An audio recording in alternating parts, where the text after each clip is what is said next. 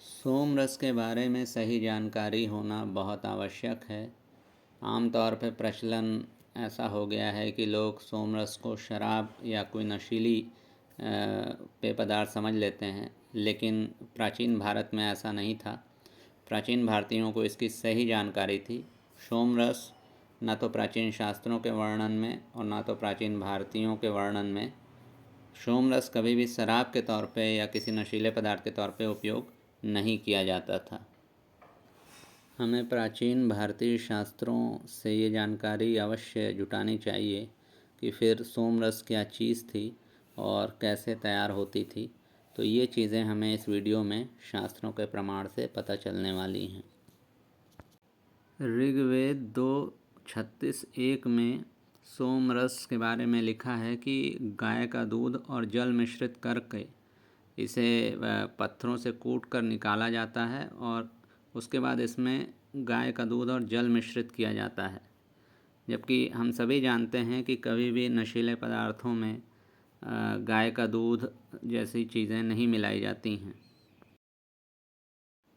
यहाँ ऋग्वेद के मंडल 1 के 137वें सूक्त के पहले मंत्र में देखें तो बड़ी अच्छी जानकारी यहाँ सोम रस के बारे में दी है। पुनः वही बात कही गई है कि यह पवित्र सोम रस गोदुग्ध तथा जल में मिलाकर तैयार किया गया है, जो कि देवताओं को प्रस्तुत किया जा रहा है। यहाँ भी सोम रस में गाय का दूध और जल मिलाया जाता है और यहाँ पे आप ध्यान दें, सोम रस को पवित्र भी बताया गया है। तो शराब जैसी चीज़ को कभी पवित्र नहीं कहा जाता और ना ही उसमें गाय का दूध मिलाया जाता है। तो इसलिए ये यहाँ शास्त्रों से के प्रमाणों से स्पष्ट होता है कि सोम रस कोई शराब या इस तरह की वस्तु नहीं हुआ करता था। आगे भी हम देखते हैं कि यहाँ ऋग्वेद के चौथे मंडल के 33वें सूक्त में यह कहा गया है कि सोम रस को उत्कृष्ट बनाने के लिए हम देवताओं से दुधारू गौओं की याचना करते हैं। यहाँ पुनः सोम रस और गाय के दूध का यहाँ पे कॉम्बिनेशन बताया गया है। तो ये बड़ी ही ध्यान देने योग्य जानकारी है।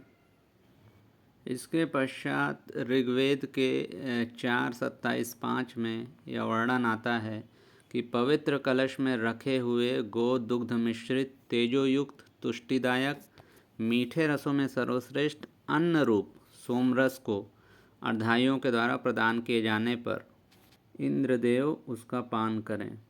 तो यहाँ हमें बहुत ध्यानपूर्वक ये चीज़ें देखनी चाहिए कि शास्त्रों में क्या लिखा है।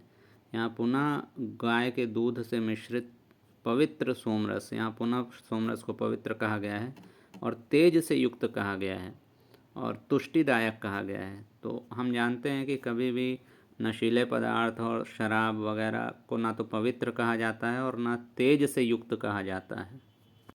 शराब जैसी चीज़ें ना तो पवित्र होती हैं और ना ही तेज से युक्त होती हैं, ना वो शरीर को तेज प्रदान करती हैं।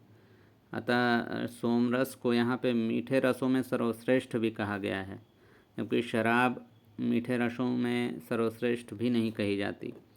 तो ये सारी जानकारी, अच्छी अच्छी जानकारियाँ शास्त्रों में हैं, जो सही जानकारियाँ हैं और जो प्राचीन भारतीयों के पास एकदम सही तरीके से थीं।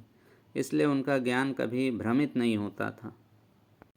हमारे लिए भी अभी आवश्यक है कि हम सोम रस के बारे में सही जानकारी प्राप्त कर लें जो शास्त्रों में वर्णित है, और उस जानकारी को अपना लें, धारण कर लें और वो जानकारी हम सर्वत्र प्रचार करें। हर व्यक्ति को बताइए कि सोम रस वस्तुतः क्या था और शास्त्रों में उसकी कितनी महिमा गाई गई है।